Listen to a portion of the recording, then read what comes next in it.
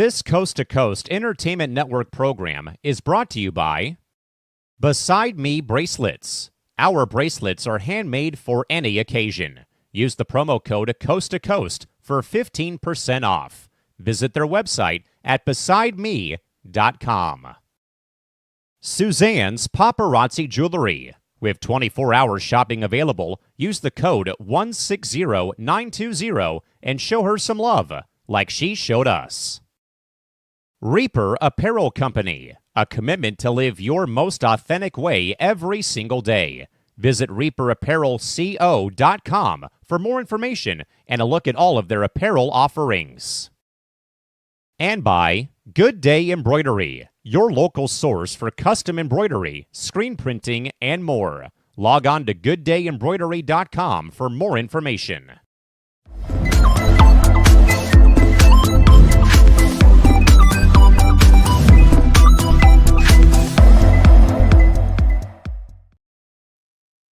Sports podcasting the way it should be done right here on C2C at night. Welcome in, folks, to another live edition of Coast to Coast at night. Alongside that man, James Gonzales, up in Oceanside, California. Yours truly, Callan, McClurg, back with you here down in San Diego. Mr. Gonzales, as we open up our account for the month of March, my friend, we are T-minus, my friend, 13 days away from Selection Sunday. College basketball coming down to the end of the season. But, of course, big game, James. Still plenty of other great things going on as we make the Grand Circle Tour of the sports world again on a Monday night, March the 3rd, 2025. My friend, big game, James. Good to see you, my friend. How are we doing tonight? Yeah, it's good. Lots have happened.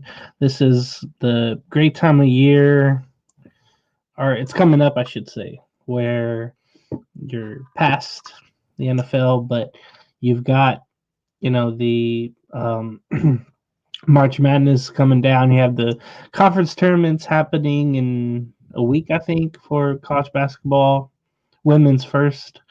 And then you got NBA coming up, where if you're not playing well right now, then you're going to struggle. So it's a critical time of year for sports. And then MLB spring training, it was refreshing to kind of hear and watch that the last couple of weeks.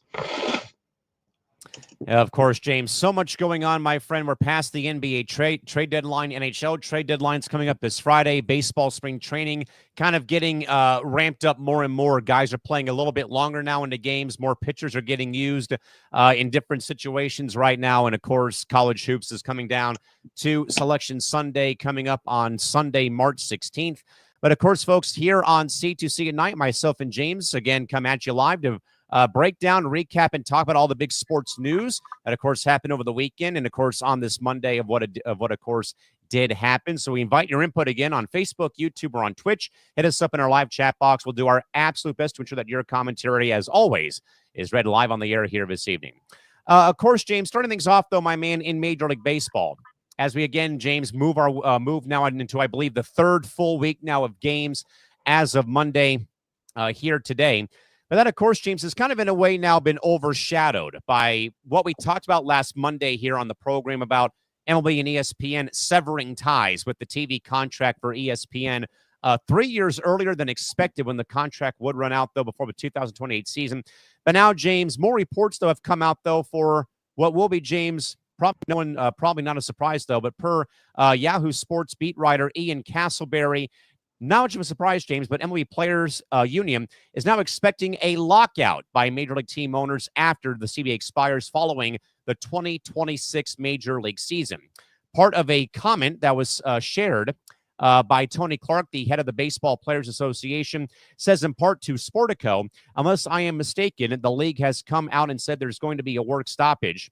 So I don't think I'm speaking out of school in that regard, open and close quote, with the CBA per Ian's writing.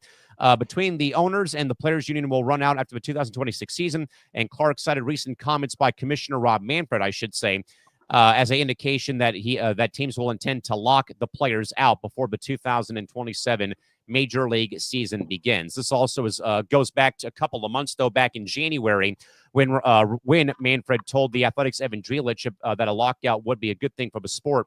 I don't know how it is, but saying in part, in a bizarre way, it's actually a positive, Commissioner Manfred said. There was leverage associated with an offseason lockout, and the process of collective bargaining under the NLRA works based on leverage. The great thing about offseason lockouts is the leverage that exists gets applied before the bargaining parties or between the when the bargaining does begin between the parties. And at the time, Clark disputed Manfred's commentary, saying the team owners were using a lockout as a mere threat, saying in part as well to Evan Drellich that players know from firsthand experience that a lockout is neither routine nor is it positive. It is a weapon, plain and simple, implemented to pressure players and their families by taking away a player's ability to work, open and close quote.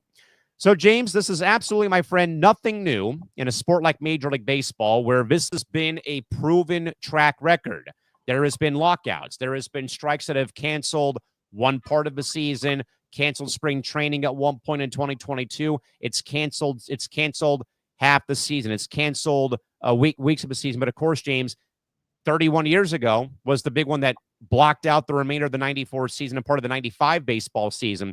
But, James, the stop and go here with baseball is what I think a reason why I would understand why fans would detract from watching America's national pastime, because we go through this crap. It feels like every, I'd say 4 to 5 to 6 years, if not, less amounts.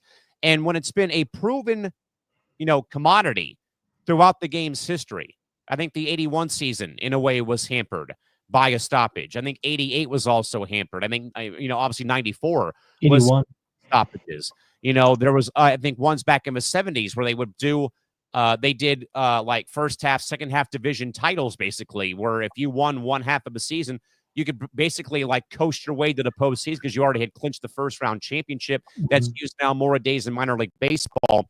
So, James, we're about a year away now from potentially, James, another labor/work stoppage for Major League Baseball, where I think, James, if this does happen, this does, I think, kill a lot of positive momentum for Major League Baseball that we have seen. Again, whether it's good, bad, or ugly, again, I don't want to miss about the Dodgers or Yankees, but I think, James, with where the game has gone, though, recently, with great attendance, again, they're going to try a game this year at a NASCAR racetrack in August between the Braves and Reds, though. They're going back overseas to Japan. I think they're going to go back to London, I want to say, next season, maybe, if not this year, perhaps. I don't think they are, though. But what they have done, though, in the last, I'd say, 5 years coming out of the COVID-19, 60-game, call it what you want season, and then through 2021, part of the 2022 season being halted because of the labor stoppage. Now here we are again, James, 3 years later, 4 years later, come next season, and baseball having another potential labor stoppage. James, overall thoughts about this? And mainly, I'd say, whose side do you probably take here? Do you go with Commissioner Manfred, who called it a good thing, which I don't see how it is, or Tony Clark and the Players Association's stance on this matter at hand? It's funny with Manfred, where it's like, okay, he pulled out the ESPN deal, and I think everybody saw that coming. He was going well up until he said a lockout would be a good thing. You don't want to say that out loud. You want to say that, you kind of want to hide it in words, but not actually say those words. It would be a good thing if there was no stoppage of games, if there was no interruption of spring training, as the agreement would end in December of 26. So that would mean, hey, you got a month to get this done. Then you have to start signing players. Or do that before. Make sure you get it all done, because you'll know what's going to happen the next year, or the next year's business. Right. So that's going to be very tough to look at. So I was hoping he wouldn't say that. Now Tony Clark has to say what he has to say. Bring the families into it. I noticed he didn't really say anything about the fans, but I always hear people say, "Oh yeah, the fans pay the salaries." And I think they're the ones that are suffering the most, because, yeah, we want to pay to see the teams play, but we don't want to pay so much. And it feels like the Dodgers have kind of ruined that, with their spending and their loopholes with the deferring money, I should say, later on. There needs to be a cap. There needs to be a floor with the salaries. You can't have like the Miami Marlins only spending what 46, 47 million with I the heard it was payroll. 58 million, I want to say. Oh, well, it will go down eventually when they trade whomever is doing well. Uh, and then you have the other side, the upper side, where the high rent district teams, where it's LA and it's what 300 and something mil or whatever it is, but a lot of it's deferred. You still have the Yankees and the Mets right there, still doing their thing. But it's just such a damn difference. And you have two teams that are displaced right now. The TV contract, of course, from ESPN going off, and then after this year, and then the what do you call it? The Diamond Sports Group, those 11 teams, I think, that lost their rights to air games, and they have to figure out how they're going to go in the future, and how it's going to affect the players and how much they make too.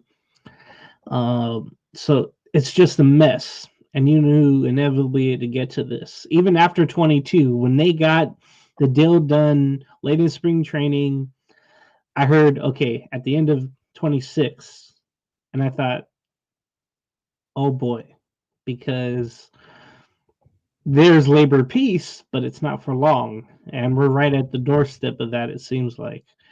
I've been ready for this. I love the game, but I just wanted to kind of model the NHL, uh, cap and the floor, and I think that would be so much better for the game.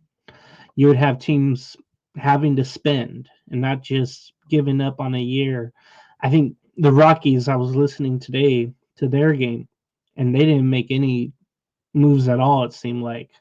Um, they've been, hating the Chris Bryant contract, and they took that personal and didn't spend or didn't trade for anybody. And they're one of the teams that have been dormant for so damn long that I wish there was relegation. And it's just there's just something that has to change with the owners and spending, but it has to be a point where the players aren't making as much, as crazy as Soto and Otani got. There just needs to be a floor. There needs to be a cap to that. Um, Personally, I'd be taking the commissioner's side just based on that. Again, I wish, and it feels weird for me to say that too. I don't know. I just said that, but I I just want to get to a point where there's a cap on things and a little bit of reality is put in. And I know the NFL is different, but you have so much competition, right? And in NHL too. You have a team one year doing bad and then can rise up the next year and have a great offseason or make a trade, splash at the trade deadline or splashes, and they make the finals or they go on a good run in the playoffs. I want that for MLB. I just don't. I don't want the same old always in it. I think that would do wonders. When they brought the wild card in '95, it gave other fan bases a chance to feel like they're in the game later on, and so they would make moves. Now the MLB playoff picture I know has grown ever since, and the trade deadline, of course, is later, but there's still those teams that are so bad that won't spend, and I think there everybody just has to get to here, and right now they're so bad. Um, I don't know. I don't think I missed anything. Maybe I did, but there's a lot of players making a lot of money on contracts that shouldn't be making that much. Let's just say that. I have one on the Angels, and he just doesn't want to play, and it's been a burden ever since 2020. So okay. I don't want to say Manfred with his comments saying it'd be a good thing, but literally it would be if there's no games lost. But if so, it could set MLB back even more. Sure, there's been record attendance and record eyes on the game, But maybe that's because there's more people in the world now. When I hear that. And it's maybe for the fact that the biggest stars play in Los Angeles with the Dodgers or the New York Yankees. Let's kind of, call it for what it is. James, I'm glad you brought up, though, that I should have probably restated my question about whose side are you on? I'm on no one's side. I'm on no one's side in this case because you said it plain as day. We, the fans who pay our hard-earned money to go watch our teams play, whether they're good or bad or ugly or indifferent, we're the ones who will lose here if, in fact, that games are, as you said, wiped off the schedule. Now, as a quick flashback or reminder, the last lockout that did happen in 2022 was 99 days long. So, I mean, you're kind of, I think, James, right, that it was almost 3 months long, it felt like, after the, once, the certain, time hit on a certain day and the lockout began. And we kind of, we're sitting around, waiting to hear some kind of news about what's going to happen. And then it finally came, I feel like, James, in the middle part of March, I kind of feel like is when the season was going to finally come back, I want to say, or like late February, but it's like 99 days of radio silence when all this was going down. So when I hear, though, James, the commissioners say that this would be a great thing or good thing for baseball, that just sounds too much like how I've been hearing that, well, the Dodgers are only good for baseball, not what the Padres have done with their spending, or that the Yankees are only good for baseball. But if this happens, though, James, where there is, in fact, a lockout, this is what will kill, I think, fan interest in those small markets.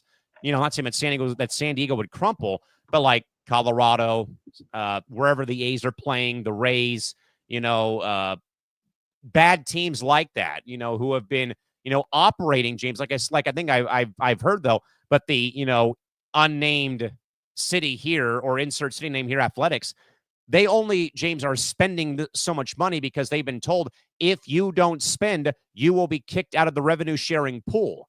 Where I think, James, that though I totally can understand and respect a salary cap, though, for baseball, I that will probably be the one that will probably wipe out a full season if it comes down to that. But I am, and I said this on Press Row 2 weeks ago, I am fully on board for a spending floor. At least give your fan base, hey, we're alive. Yes, we're not going to win a lot of games, but at least give them like a pulse that you're actually here trying to at least win a couple of games here or there and not lose 125 games, a la the White Sox last year, the Astros, for 3 straight years at the end of their time in the National League Central. So hearing the commissioner side really, I think, ticked me off, James, because at the end of the day, we the fans suffer. Padre fan suffers, Angel fan suffers, Dodger fan suffers, believe it or not. The A's fan suffers, the Rays fan suffers. All of the, beleaguered franchises who, the Marlins fan base even suffers if games get wiped off the board, though I know there's no pulse right now, with that front office. But I also, though, James, probably if I did have to pick, though, me being the former player, I'm siding with Tony Clark and siding with the players about, you need us to actually play these games. Are we really going to, James, go to like replacement players like I think they did at one point in time back in the day, in baseball at one point in time? So I think that everybody here, James, loses. Players will lose. The commissioner and front office will lose. But more importantly, the fans who pay the damn money to go and watch games lose as well here. And I think, James, if this does happen, where I think to your point, though, too, if this begins to wipe games off the schedule in April or all of April or, late March and April, we have a major problem on our hand in baseball for for who knows how many times in the game's history, again, starting up next year. Yeah, it would wipe out all the momentum that has been building since 2020, let's say. It felt like ever since the Dodgers have won a couple, the Braves have won, and then you get some surprises in there who won. The Yankees getting back to a World Series, you felt like, okay, everything is normal. But I was trying to remember what I was going to say, but with with stoppage, I would be okay with a whole year lost if the right things happened. If no deferred payments, a cap, a floor, and then teams having to spend, like the Pirates and the Marlins and the Rockies. That Where part I'm fully on board for. Absolutely. everybody's got to get to a certain point or more, and whoever gets more, of course, you have the luxury tax. I just want to get to that point. You mentioned where teams it don't even seem like they try. It's funny how the A's, once they left Oakland, and you can't say Sacramento, but wherever they went, they signed 2 free agents, and then they give an extension to Rooker.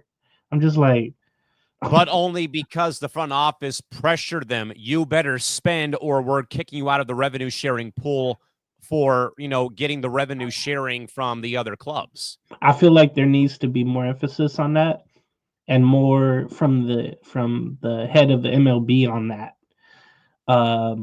I wish it was kind of like European soccer with relegation, the threat of that, or you have to sell your team because you're not doing anything to make Looking it at profitable. Marlins, the A's, maybe Pittsburgh. Yeah, because all he did was sign McCutchen back, and this is probably his final year. How's that going to keep Skeens around when his time comes up? And he goes to New York or LA, because it's it's a proven track record. As I've said, though, about how that this sort of thing has happened, though, where I think, James, like I said, I think the cap probably is what will break baseball and I think wipe a full season off. But I think, though, if you can, say, hey, you better spend $125 million. If you can't get to that floor, then you're going to be, docked draft picks. We're going to be, doing some kind of, something where I think like the A's situation again, them playing in Sacramento for the next 3 years. And again, I think they were, and I think I've heard this said though, they were, I think, instructed or told by Manfred and by the front office, if you're not going to spend when you leave Oakland, then we're going to, kick you out of getting your slice of the revenue sharing when it comes to that. But also, I think, James, like I said, though, TV is also a big factor. Again, the ESPN thing is one thing, James. But like you said, though, teams who now are still operating on FanDuel Sports Network, like the Angels re-signing, for example, the Padres have been off of FanDuel / Bally Sports for, I think, the last 3 years now. And I think they raked in 40 million subscribers in the first couple of years when they made the switch to the MLB.TV produced telecasts, which, again, I get on cable because I live in San Diego. I think James does too. Yeah. But, like, not having a actual media partner, like, I get that it's cool that he can produce these telecasts. I think, sadly, James, I think the Utah Hockey Club is still in that same boat right now when they left Arizona, that they left Bally Sports Arizona. They went to, 3 or 4 different over-the-air stations, like what the Suns have been doing with Gray Television Company down in Phoenix. And then they went to Salt Lake City and they're still on Utah 16. But it looks like a NHL network produced telecast with how the graphics are. It looks just like watching a game on MLB Network. So I think that local TV may also, James, become a very big factor, because I think we all know, James, very, very well, the Dodgers, the Yankees, Philadelphia, though I know if there is a story on The Athletic, though, that now the Orioles and Nationals are now bopping heads with Masson about their coverage rights right now. But I think, James, that's also a pretty big factor that I don't think has been talked about enough, though. And the commissioner, when he's been asked about it, he's just kind of like, pushing her, scooted it underneath the rug.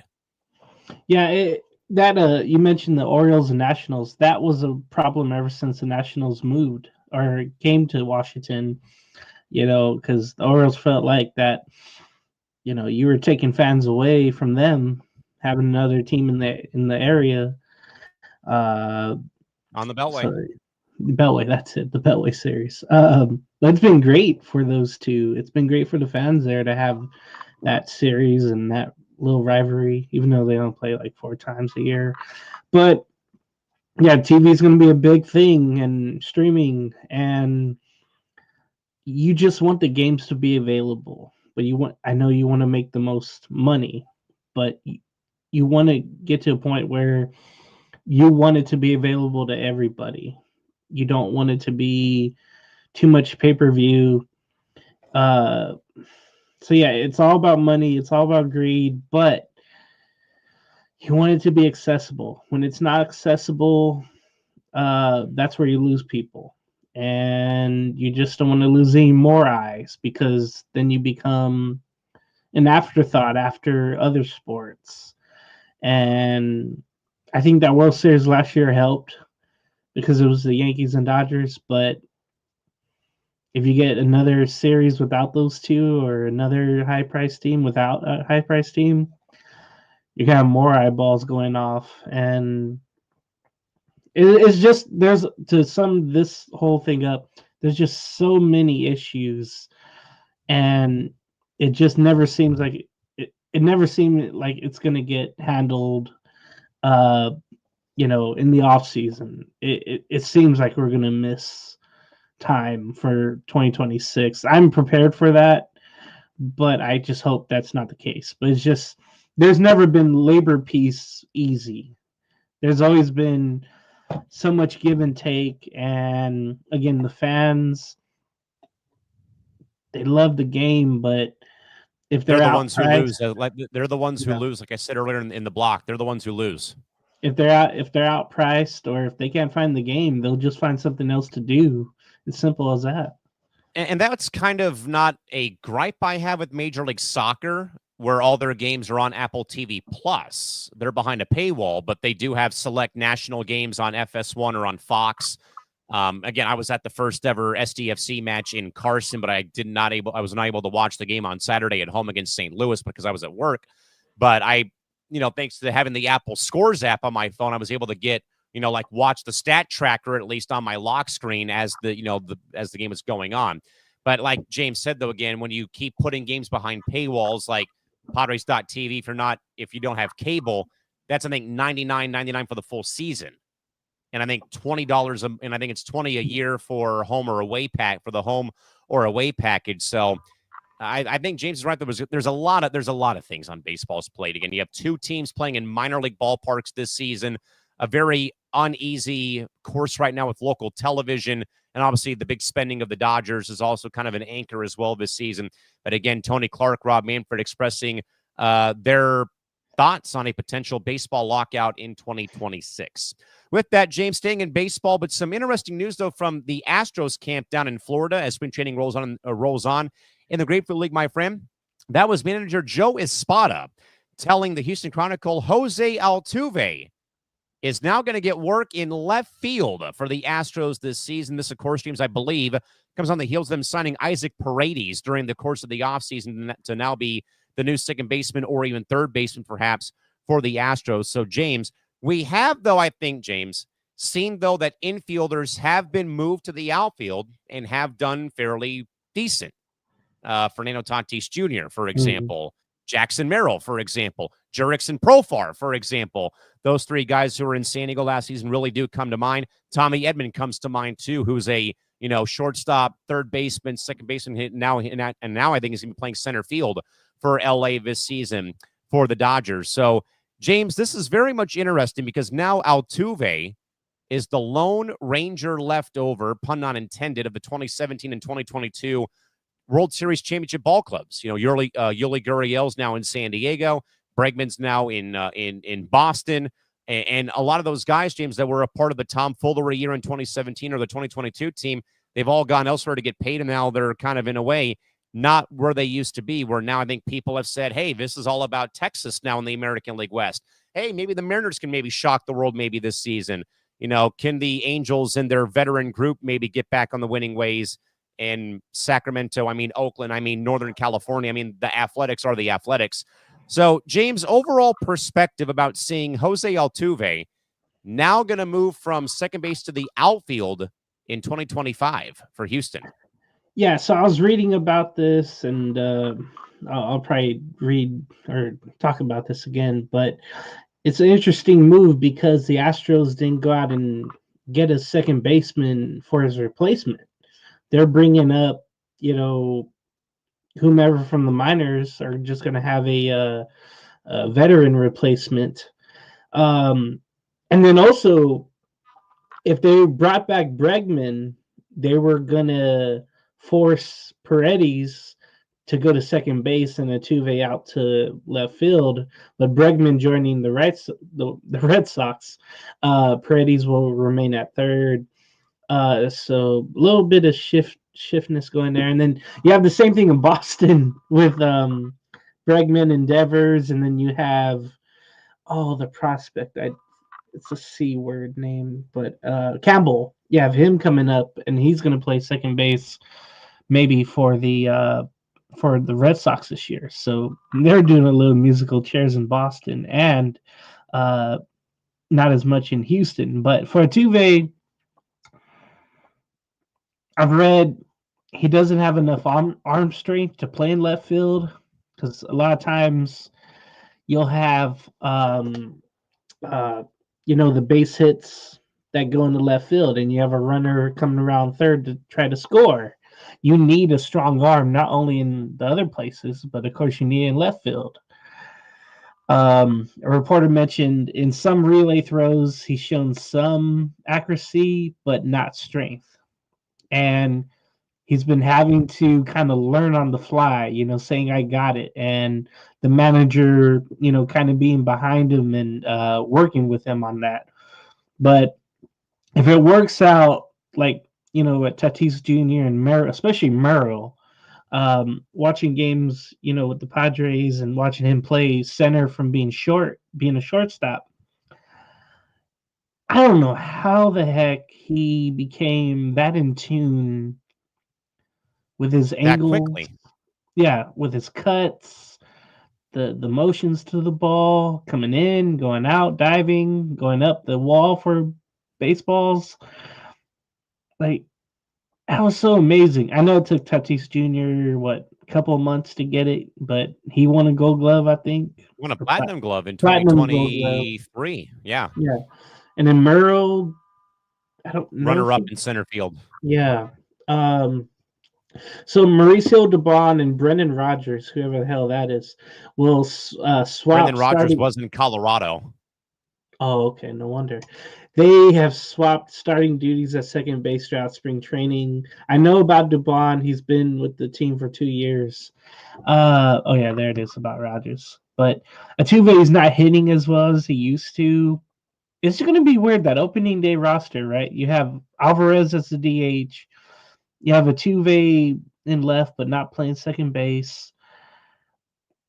And a lot of people have the Astros not even making the playoffs this year. The rotation is nothing. The lineup, obviously with the trade of Kyle Tucker, knowing that they were not going to re-sign him after the season. I know we're talking about Altuve, but it just seems like the Astros in a hole, they're in a hole. And I don't know how they're going to come out of this. They better have some great, great prospects, or make some trades happen, or make some signings. Well, didn't they just get Christian Walker, though, to play first base? Yeah, they got Christian Walker because Jose Abreu didn't work out.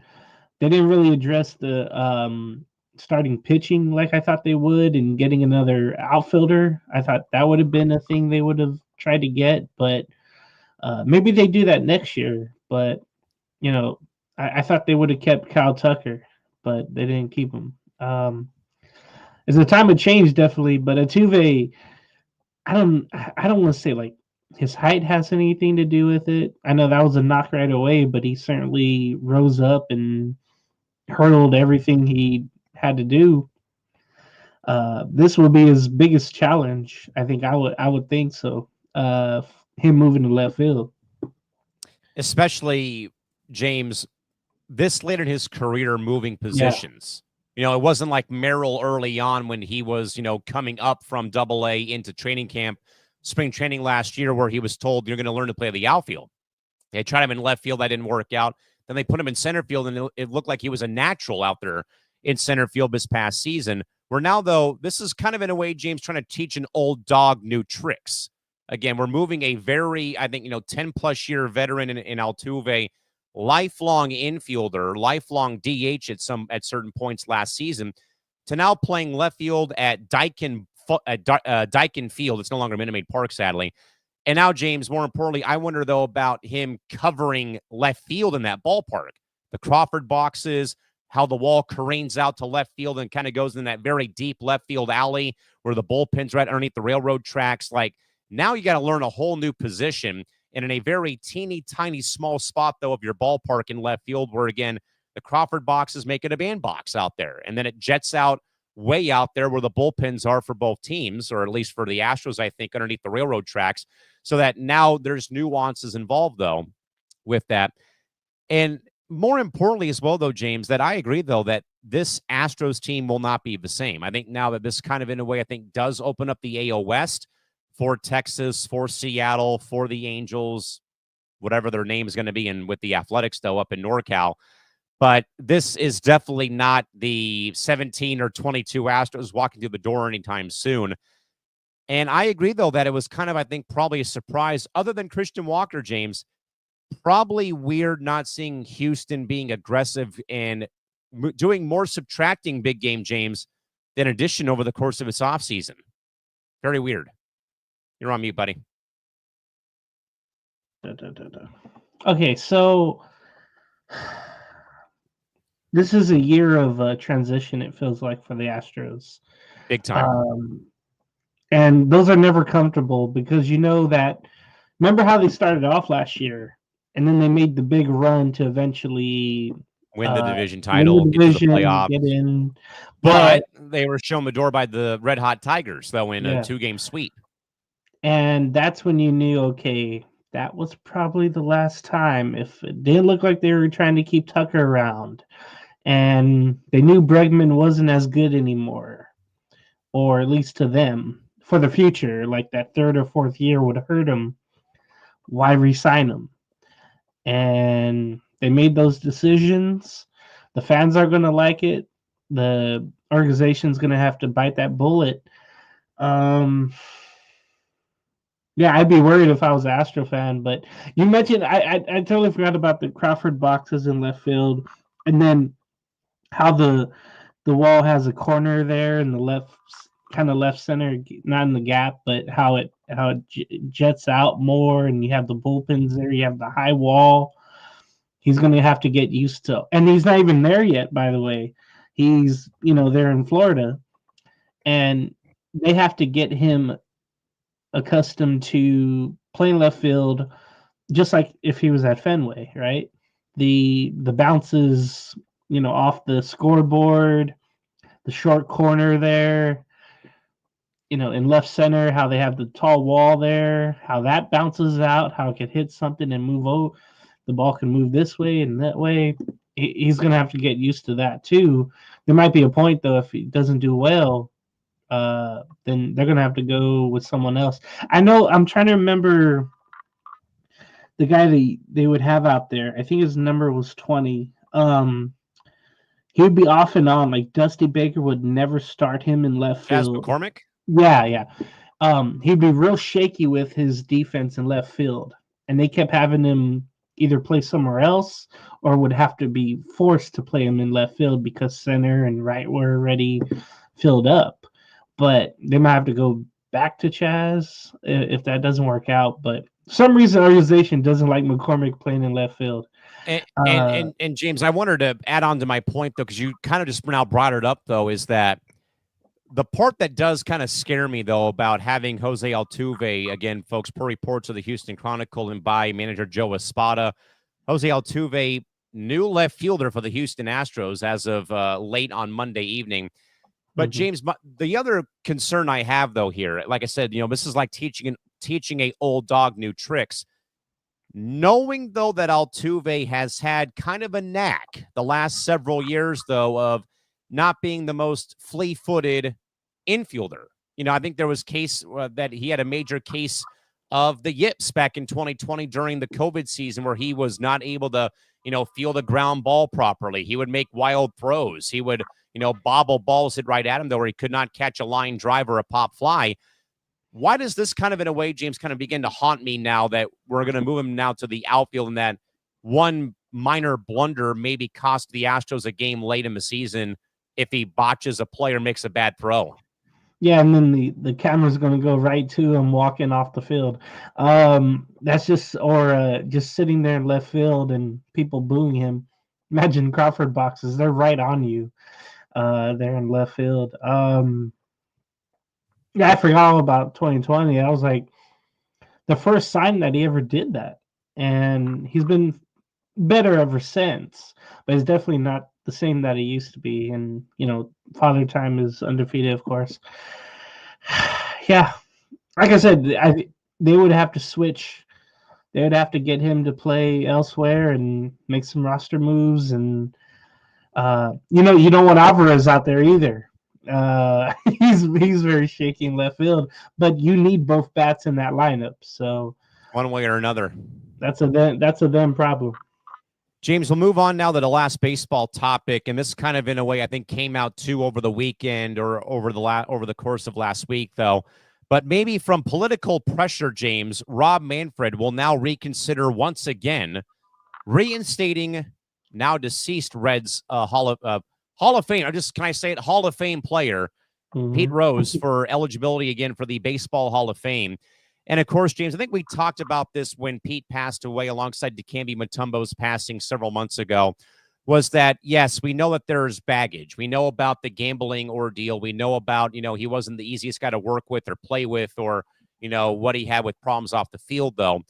But James, this has been, the constant argument that I have long believed, though. The Hall of Fame for a sport is supposed to tell the story and the history of that said sport. That is the good history. That is the bad history, and the ugly truth and ugly history. Again, like I said, the ugly truth is, again, what happened with Jackie Robinson and how black players were for so long held out of Major League Baseball because, hey, whites only, hey, this, hey, that. The bad side of it, steroids, Pete Rose, the 2017 Houston Astros.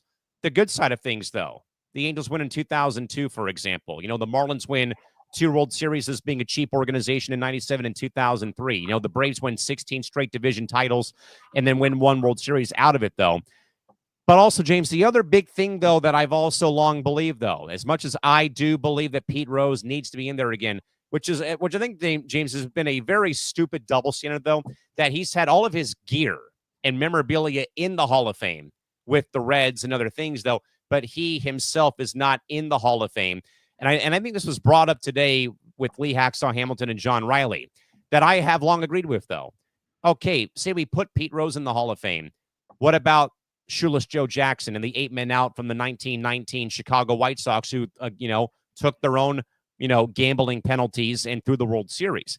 And I said, if it's good for Pete Rose, and it should be good for the rest of them, though, because I think, James, where society is now, I know it's a very much, Sir Patrick Stewart put the hand over your face for a face palm. But I think, James, that, screw the political nonsense, though, that, about what's, about Pete Rose, what's going on with that. I do think, James, that this, though I get it, this will open up Pandora's box when it comes to, Shoeless Joe, Barry Bonds, the steroid era of the 90s. But I still think, James, though, that, again, the Hall of Fame is there to tell the story of baseball. And, again, that's the good history of, Roger Maris hitting 61 home runs, and being the rightful single-season home run champion. The bad history of the steroid era, the 17 Astros, again, Pete Rose and Shoeless Joe Jackson, and the ugly truth that Negro League stars were not able to play in MLB because where civil rights was back at that time. So, James, what do you think here, my man? God. Yeah. It's good that you mentioned open up Pandora's box when you were going through all the ones that you would have to allow in if you allow Pete in. But oh my God, I don't want to allow everybody in. I never heard anybody talk about the Hall of Fame like that, where you tell a story about the whole game and all the game. I know with the steroid guys, they want like their own wing at the Hall of Fame where it tells the story. It's like, hey, these numbers are great, but this happened. There weren't rules, but that's why we held them out for so long. The 2020 season. That's kind of, in a way, some ugly truth of the game is that they had to play the year under, just like they played underneath the Spanish flu, epidemic back in the 1900s too. Wow, I gotta look up that. Man. Okay, this is gonna sound awful, but with Pete Rose's situation, it almost feels like death row, the death penalty, but the governor calls too late, tells him not to pull down the switch, but it's too late because they already did, because Pete's gone. It Right. feels like that. Agreed. I absolutely agree, James. And I know that, we sat here when we were talking about Pete's passing, when we were talking about Dikembe Mutombo's passing that night here on C2C at night. You said it plain as day. I hope he can get in before he passes. And Mhm. that day never came. And I love the analogy, though. I love the comparison of the governor's office finally calls death row, but they already injected him with, but the lethal injection was already given. The switch was thrown for the electric chair. He's already been hung. That it came too late, basically, at, with this thing happening. And now for Manfred to do it, though. And James, I kind of felt like, though, I'll let you, have the floor back here, but I kind of always felt, though, that it would take Pete Rose to pass away for either Mhm. this to be, for this to happen, and that he would never see the day that he would be allowed to give his speech, in Cooperstown for the Hall of Fame. Like, I kind of felt like this was already not, kind of in a way already kind of pre-planned, it feels like a little bit. That may be conspiracy theory or whatnot, but I think you and I both said here, and we both agreed that Pete would only get in once he passed away, and maybe 5 years after his death did in fact happen, that it would happen, and he would never see the light of day with when that did happen. Yeah. The other thing too, I could say, or I could speculate, is that he pissed off a lot of people. For sure. I know. Forget about how great he played on the field, right? But how he Forget was about. towards Giamatti, how he was towards Faye Vincent, how he was towards, spouses, loved ones, his family, Mhm. teammates, again, I that part, James, goes to my point, though, about there's baggage. I have baggage, you have baggage, we all have baggage, but that I don't think should supersede the play on the field, though. But yes, at the time, though, without a doubt, especially when you already when you throw more gas in the fire, you have the conviction of gambling on the sport when it wasn't legalized at the time, which I know goes to your point, though. Well, hey, we got DraftKings, we got Underdog, we got this, we got that. Now it's all good and fun. I'm like, I get that, but this is still, we're still talking about something that happened back in the late 80s when it wasn't a thing like it is now. Yeah. And then we had the best umpire numbers wise get banned for a year because of the At Holbrook. findings. I remember he was great too. So it's there's a lot in baseball that just needs to get right. On top of Yeah, another lockdown next year. yeah. Um, I always heard people mention that you mentioned with Rose, like, oh, they'll put him in once he dies, or they'll think about it. I heard that so much, and it's funny You and I you both. mentioned that.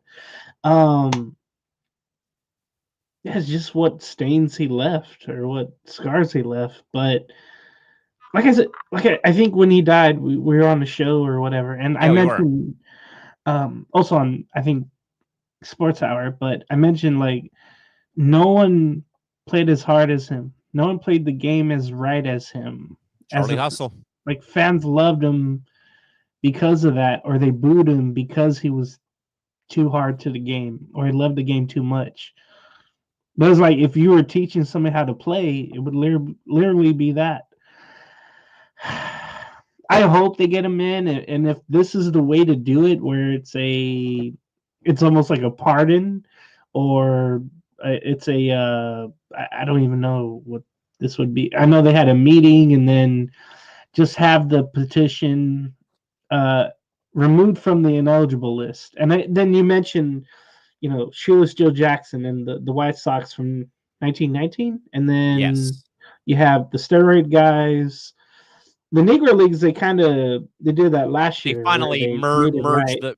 they merged the stats Yeah, in the Major League Baseball finally, but not the same thing of like how would that, how would Josh Gibson, who I think was the Negro League leading batter, fare against a Bob Gibson with the Cardinals back in the 60s, and for I don't want example. to do that. I want to keep like the ABA and NBA stuff, like I want to keep that separate. I don't want to bring that together because it will never happen.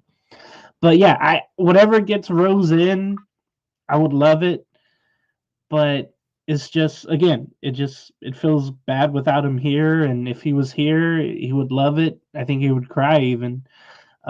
He would have cried, but And I think, James, he ugh. would have been very remorseful, I think, if he would have been Yeah. able to give the speech. I think he would have finally, I wouldn't say come clean, but I think he would have, I think, repetitively apologized for how he ruined his career.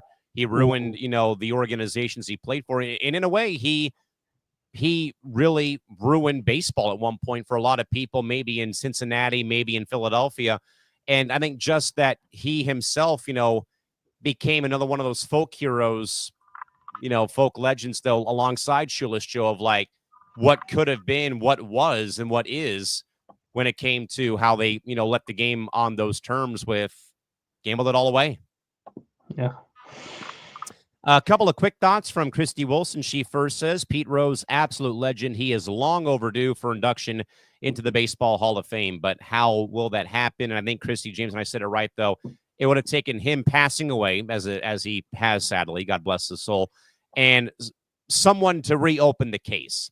James, to kind of take your death penalty and the call for clemency coming late, this feels like we're reopening up a cold case murder all over again. This is what it really does feel like. This feels like I'm watching Forensic Files on HLN at 11:30 at night, for comfort television after we finish off a show, is that it's all these cold case murders or old cold cases that that are now back in the limelight, like how forensic science has evolved.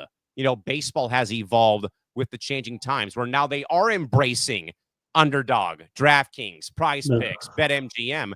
That this kind of in a way feels that way, where like forensic science has expanded to what they have done now for cold case murders to solve cases that have been 20, 30, 40 years old. And now this longstanding cold case, Pete Rose in the Hall of Fame. I think that's probably a little bit of a better comparison, but we'll see what comes out of it, though. But I think give it 5 years, give it 10 years. I hope too. Hopefully next year. Yeah. Got nothing else going on if there's no season. Maybe tomorrow. Maybe next week. Yeah. I think honestly would probably be the next Hall of Fame induction that we probably hear about that. Yeah. With that, James, segueing from all things baseball, all things NFL, James, probably not much of a surprise, long overdue, perhaps, though. Jimmy Johnson, legendary head coach turned Fox Sports analyst, officially announced his intentions to retire on Monday after over 2 decades of service to Fox for their coverage in the studio alongside Howie Long, Michael Strahan, Terry Bradshaw, and Kurt Menefee. James, of course, Jimmy Johnson, I believe, Super Bowl champion. I think he kind of made the "How about them Cowboys" tagline kind of stick back in the day. Again, going from college to the pros, and what he did, though, coaching with the Dolphins and coaching with Miami, coaching, I think, as well with obviously with the Cowboys as well, and at the U. But more importantly, I think, James, this is something I shared, though, to a group chat today, that this kind of feels like the end now of an era for Fox. The worries now of Terry Bradshaw with his help that he might also be the next guy out the door at Fox. James, more importantly, though, about Coach Johnson, how do you remember him with Fox, but also about his entire NFL career, though, also going from college to the pros, and then what he did on TV for so long? Okay, first, I just want to say it feels like Fox and TV literally is just pushing all the old certain people out of TV. Like, those were the two that are going to go. Like, Terry's any day now, or maybe after next season. It just feels that way. They're pushing out people. They need newer and younger faces. And it just felt that with Jimmy, too, where there were times he wouldn't travel. Like, this, I think, was the first year that he would travel to Hollywood, or Los Angeles. Los Angeles, yeah. I forget where the Fox Studios, what they call him, but it seemed like he was there every week this year, or whenever they went on the road. I think they were here in San Diego, by the way, late in the season or middle season, but he traveled with them. But it seemed like after COVID or during COVID, of course, like, he wasn't traveling. He was doing remotes from Florida. So you kind of knew eventually this time will come where certain people wouldn't travel. I know that's what Hubie Brown, he mentioned, traveling, doing, 1 or 2 games a week. He couldn't even do that anymore, and he's 91. So it just comes a time for someone, but I want to believe that he was forced out. And the same thing when that comes from Terry Bradshaw, because of things he's said in the past. Certain people aren't going to like it. Certain players aren't going to like it. But okay, getting to Jimmy Johnson, it's funny how I think he was roommates at Arkansas when he played college football with Jerry Jones, I want to say. Uh, he goes through the ranks, coaching at Oklahoma, and that's where he really started to get big. I think he won a national championship with Oklahoma, and then Miami. He took a program that Howard Schnellenberger made great after 5 years, and he ran with that and made it the U, like literally made it the U, where he let the players do what they wanted, but kind of controlled chaos. I remember that was the thing he always mentioned, where it was the U, but it was controlled chaos. He allowed players to do what they wanted to do, celebrate, and all that. It was just madness. Just watch 30 for 30 for that. But his heart, he always mentions, is with the U, even though it's been with Oklahoma, Miami. Then he goes to Dallas, and his old friend, of course, calls him to be the coach. And it took I think a couple of years after Tom. Imagine replacing Tom Landry. That was the only coach they had from 1960 to 88. Jimmy comes in there and promises a winner, and it took a couple of years for that to happen. They get lucky with the Herschel Walker trade and other picks that they made, and they win 2 Super Bowls in a row. And it's always a thing like, what if, right? Shaq and Kobe stayed together. What if, they kept going on after, 03, 04, what would happen? So after, the whole story, they fight about the limelight, Jerry and Jimmy, after they win the Super Bowl. Like, this is how crazy the limelight is when you're on the most popular team, in football. Then he got the call to go to Fox, and his hair was always straight all these years. And that was the first thing I think people noticed about him. But his insight was very well. To have a coach on that set where it was all players and James Brown, I think that was a big deal. He tried again with the Dolphins, but it was Dan Marino at the end of his career. They didn't have the certain weapons. They had a good defense, but they couldn't score as much. And he ended up back at Fox, where he was loved again. And I always enjoyed watching him with Bradshaw, with Howie Long, even when they had Chris Collinsworth there in place of Jimmy. But Strahan's been good with him. But yeah, again, it feels like all my voices are leaving, and that's one of them. But I think he'll be missed by Fox, but I know they want to go younger. They have Gronk in there that they want him to shine even more. So they kind of want to replace him, I think, with Gronk and make it more, I don't know, maybe they want more yelling or something, and Gronk would be that person. But I'll remember Jimmy, though. There's a mic'd up segments, and it was at training camp with the Cowboys in Texas, I want to say. But it's like, let the mind control your body. And for some reason, I always like it sounds so obvious. But when it comes to, practicing and, doing drills and everything, he would always mention that. And whenever I'm doing something, I always think about what Jimmy said like that. It's always been a great speech person, always been out there to say what he wanted. He had that beef with Buddy Ryan. I always remember that, the way he said dressing room. I would have shook his hand, but he took his fat can to the dressing room. So there's always quotable moments from Jimmy Johnson, either on the show or when he coached. And there's a reason why he's a Hall of Famer. it took so long for Jerry to put his guard down and put him in the Cowboy Hall of Fame. That was 2 seasons ago now that they finally got that done. Just time heals everything. It'll be amazing to see if that beef continues. I think Bleacher Report had a beef video about those two, just how it festers through the media, right? And since Jimmy's out of the media now, let's see if that beef doesn't continue. But he's had a crazy career just in the limelight, I would say. Yeah, James. And I think more importantly for Fox is that the former, like I always say, James, the former player or former head coach perspective adds so much to a broadcast, especially when it's the NFL, for example, Major League Baseball. And I think, James, though, I think Jimmy Johnson was probably I think really one of the first, okay, maybe not the first, but definitely one of the top 10, I think, former player or coaches who made media like their hallmark after they left. I think OJ was great for a while doing NBC. Other players who had dabbled in the media that he did a really great job, though. And I think more than anything else, though, coaching, I think, though, with all of his different stops, though, OU, Miami, as you said, though, but Dolphins at one point, then, of course, the Cowboys. Christy Wilson agrees, though, that Coach Johnson gave great insight while working for Fox. The "how about them Cowboys" line was spontaneous, according to him, and that, yes, James, Jimmy and Jerry were college roommates, and she will miss him. I think, James, a lot of people, even myself, I'm going to miss Jimmy Johnson on Fox NFL Sunday. What the issue was like I watched less of that. I think because I was doing morning tailgate, and they would be on the background, but they'd be on mute.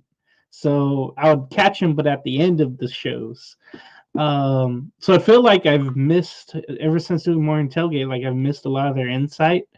But there's so much insight out there now, right? Where it's like there's all these different shows. You can go find 8 different opinions about one damn game, and I just don't want that. But with the Fox guys, I listen to them more, I think, than anybody else, or I watch them more. But it's just one less guy or one less person that really knows about the game from the coach's perspective that I'm going to miss. There were, like you said, there's been others that have done very well or who haven't done very well. Even Bill Walsh, you're going through like certain people that did well on TV. I could think of some that didn't do well. George Seifert and Bill Walsh didn't do well on network TV covering football. So it's just weird how that happens. I think Sean McVay was doing the rounds today on morning shows, and that always came up like, hey, would you leave what you're doing now to be on football? He would be great, like Gruden was. But it just varies. We're talking about Tom Brady and how well he didn't do at first and how well he ended the season on Fox. But I still think he'll be given an ultimatum. You got to pick being an owner, or you're going to be working for Fox, not both at the same time. Yep. All right, James, staying in the NFL, and now talking about all things Bengals, my friend. T. Higgins, the wide receiver for the Bengals, for the second year in a row, franchise tagged by the Bengals for about $26.2 million. So, James, maybe at least right now, Joe Burrow's in good graces with the ownership group after basically, James, in his own way, and I applaud him, though, throwing the Bengals upper brass under the bus about why are we a revolving door when it comes to our players and our talent pool, where we lose so many guys to other teams because we don't want to spend the money to keep them in Cincinnati. Now, I know, James, I think that there was some bickering going on between Higgins and the Bengals this past season. Again, I don't watch the NFL, so what do I know? But I do know, James, though, that a lot of times, though, and it does feel like, James, more than anything else, though, in the NFL, maybe along with the NBA, that the wants of wanting to be traded is way more publicized, I think, in those two sports, mainly in my opinion, than baseball, hockey, or soccer, just, thinking about it. And that a lot of times this leads to a lot of, collateral damage, whether it's a guy does get traded away to a new market or he comes back, he plays, but he's disgruntled. He's a shell of himself. He doesn't partake, though, in off-season workouts. So, James, how do you believe, though, that Higgins being franchise tagged will help or hurt the Bengals, especially with Joe Burrow already, kind of lighting that fire? Why are we letting so many of our great players leave our team in the first place? Yeah, I'll agree. I'll second that about Burrow. It's like, you guys paid me, but I need help around.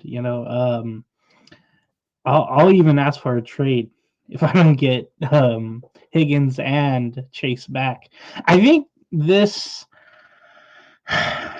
tag helps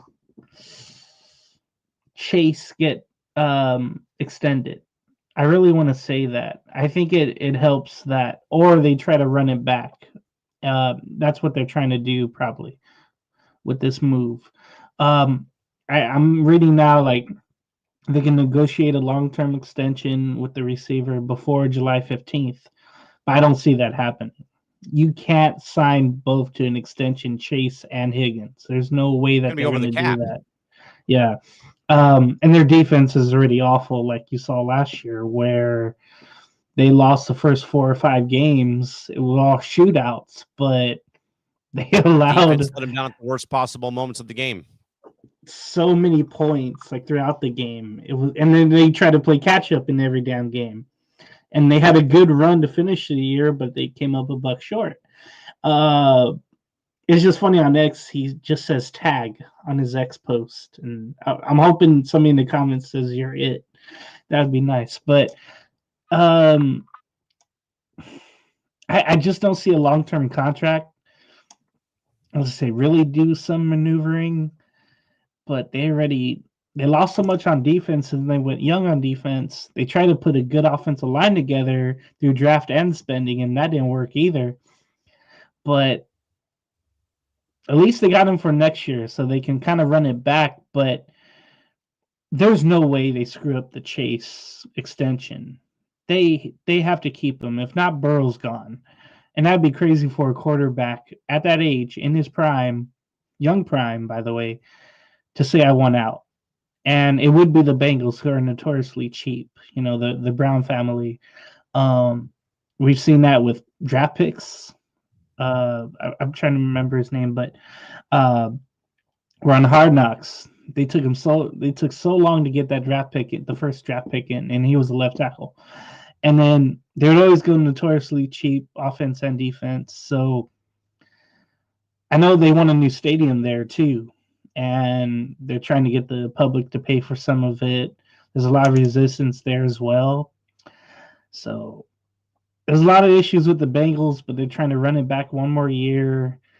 But again, the AFC is so damn tough. Their division is. I was going to say the division is probably tougher than the rest of the conference. Yeah. So it just seems like they're trying to run it back, but just look out for, in the following months, how they maneuver in the draft, and then if they get an extension done with Chase after this tagging of Higgins.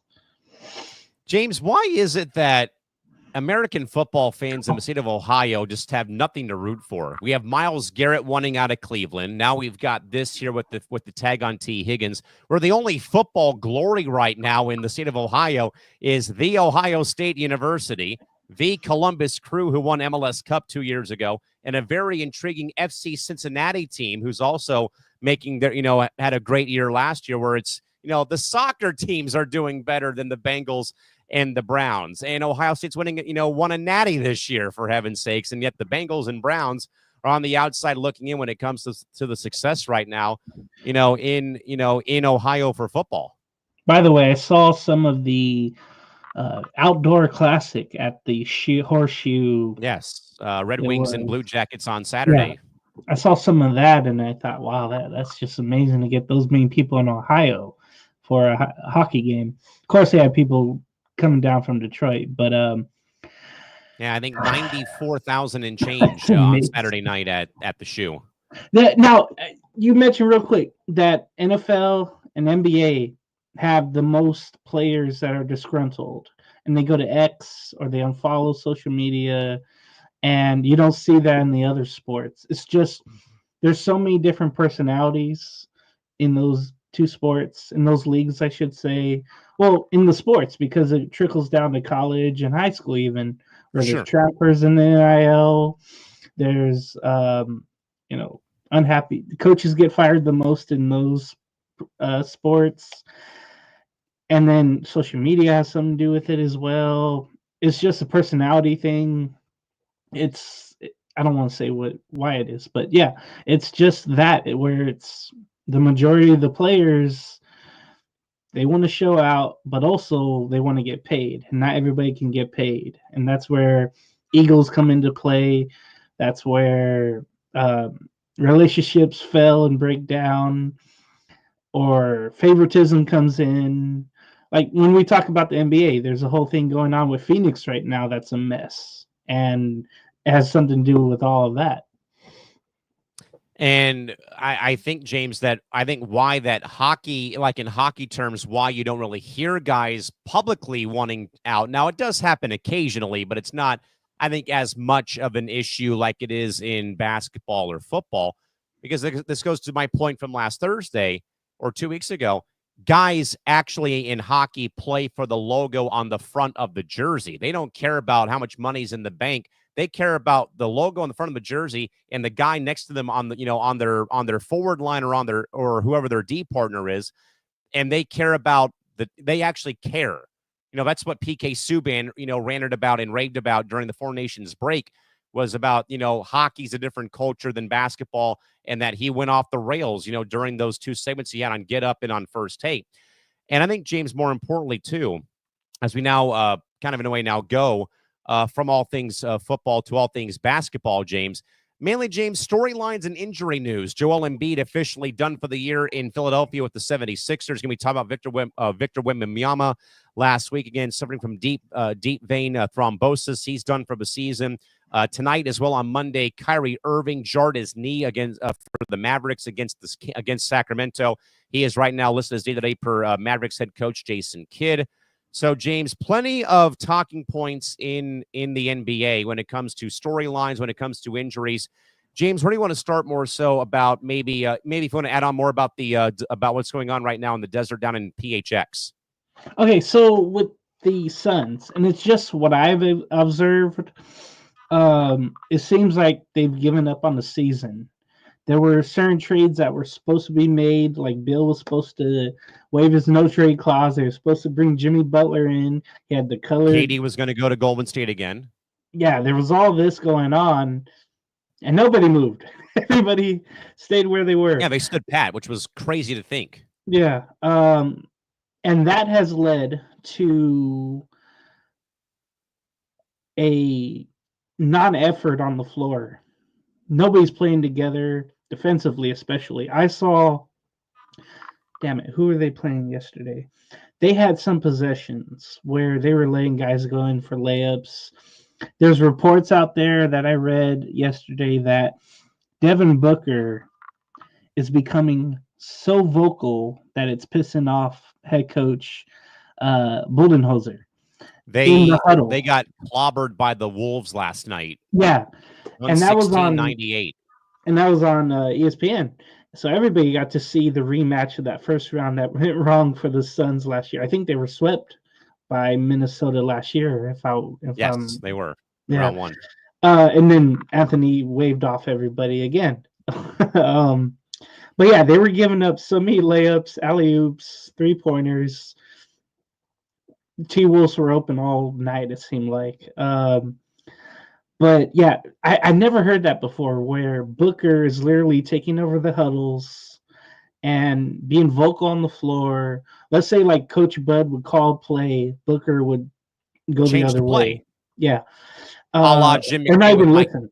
But a la Jim McMahon doing that with Ditka in 85. He would get a play call and Jim would change the line of scrimmage, and then he would come back and sing, "What the hell are you doing? Throw the screen." There's actually a story. Jim Harbaugh did that to Ditka in 1989 or 90 or 91, whenever he was the starting quarterback for the Bears. So it happens like in all sports, but you want me to bunt? Okay, I'm going to show you. And Puig hits a home run. There's all these different examples, but basketball is so intimate between the baselines there and the sidelines. And KD, you could just tell. He had a fan on X get at him about, how he's been such a disgrace to Phoenix and whatever. It's just like, okay, cool, man. He literally doesn't want to. And for him not to fight back on X, that was hard for him not to do. Think about that. I'm sure he like wrote a couple paragraphs, deleted it, and then he just said, "Yeah, whatever." No, you're right. Like I don't care anymore. It was like when Eric Bledsoe was like, "I want out of here," on Twitter back in the day, and he meant From a out of barber Phoenix. shop. Yeah, I remember that. So Phoenix not a stranger to players not being happy, but this has just been a failure since 2021. I was talking about with a friend how they lost in the finals. It was the Bucks Bucks in and six, six. and then every year it got worse for him. It seemed like they lost to the Mavericks and Luka by 40, 50 points. One year in a game 7 first round, I want to say. Getting swept by Minnesota last Last season. year. And then knowing that, this isn't working out, and maybe what they had before with Aiden, but he had the thing with Monty Williams, and then Monty just didn't fit there. And it's just, again, like you mentioned, it happens in it happens a lot in NFL and NBA. Just there's different personalities than baseball and NHL where it's all about team in a way. Okay, so that's what's going on in Phoenix. I actually have my brother. He's going to go to the Suns game. I think they're playing the Clippers tomorrow, and he's going to let me know. Like, yeah, I can read their body language where they don't want to guard someone, or usually they would swing the ball, but people's taking a shot for themselves. And so I told him to look on that. So Joel Sixers, another What a dumpster mess. fire. Yeah, both Charles Barkley's favorite teams in a mess right there. By the way, and I know he always mentions it every Thursday. He's like, man, my Suns ain't good, my Sixers ain't good. They were good when he was there, but not anymore. Yeah. There's so many rants I've heard. But okay, Paul George with the Sixers shut down his podcast in season to focus on the rest of the season. But it feels like he should shut down himself for the rest of the season. He's been playing very hurt in games, and he's also missed games. But he's trying everything he can. But there's a reason why the Clippers didn't give him that 4th year on that new contract, right? They knew eventually that was going to come up, where he shouldered a lot of scoring with the Clippers that eventually was going to come up to him. And that's why they didn't give him that 4th year. PG felt slighted by that and went on to Philly. So the Clippers, I guess, they get a pass on that because I didn't understand why they didn't bring him back, and now I kind of understand.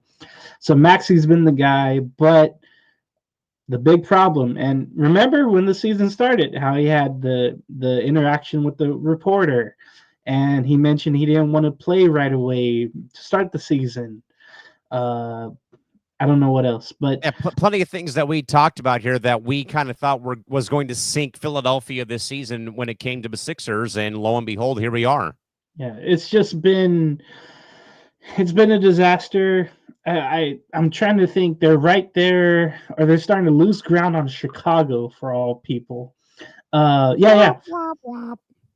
Just think about that. The Nets have a better record somehow than the Sixers right now. So the Sixers are 12th, the Nets are 11th, 7 through 10 get in, the Bulls are 10th. I thought the Sixers had enough time to get back into it, at least get the play in. But that would have took a healthy Joel Embiid, who just finally said, "Hey, shut it down, get the surgery." I could even see him asking for a trade in the offseason or during the season next season. I feel bad though for Tyrese Maxey. He got extended. He got the scoring load, even with Paul George, even with Embiid. Now he's got a bunch of role players with him. Tobias Harris is there, but you know that he's not going to be what he was. But with Maxey, it seems like the last few years he's had to shoulder the scoring load with all the injuries going around.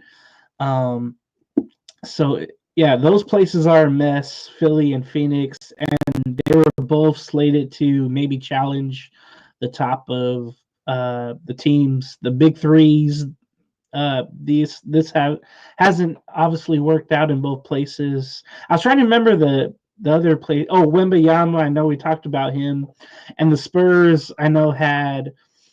I can't remember if they won or lost. No, they lost to the Thunder last night. Um, Jalen Williams had I think 41-point game against the Spurs yesterday. That was kind of a game where they needed Wemby to block some shots because Williams was penetrating very well. But it shows you OKC is just up ahead against everybody else. But the Spurs, even though they got De'Aaron Fox and they didn't have to trade much away from that, player-wise, they're stuck at 13. I know they're like 6.5 out of that 10th spot. But it's just weird. The Suns there, they're 3.5 out of the Mavericks 10th spot. And it kind of you mentioned with Kyrie Irving. I think he was crying at the free throw line knowing that he hurt his knee. I think also it's been and he's different, right? He's different emotionally, physically, mentally, spiritually. Right? Definitely spiritually too. He's a guy that wears his emotions on his sleeve, also with his words, but he loves the game. Everybody knows that. So he's been shouldering a lot too, because ever since the trade of Luka Doncic. AD got hurt in his first game, and it feels like they're going to fall out, even though they're 2 games above 500. Yeah, I see Dallas falling, James, because. No. And by the way, this is not a reflection on Jason Kidd whatsoever. No. This is not his fault about what has gone on, with the trade of Luka. I think I read a report today, James, that I think it was from ESPN, that the Mavericks were having concerns, like you were saying about, I believe about Embiid, like maybe in 5 years, his body's, or Paul George actually more than anything else, that Luka's body is going to eventually break down further. Then they, the reports about his, personal life about him, smoking hookah and drinking beer, on, after games was over and stuff like that. Like, things that really, I don't think mattered because the trade was already made and they can have all these excuses about why they made the trade.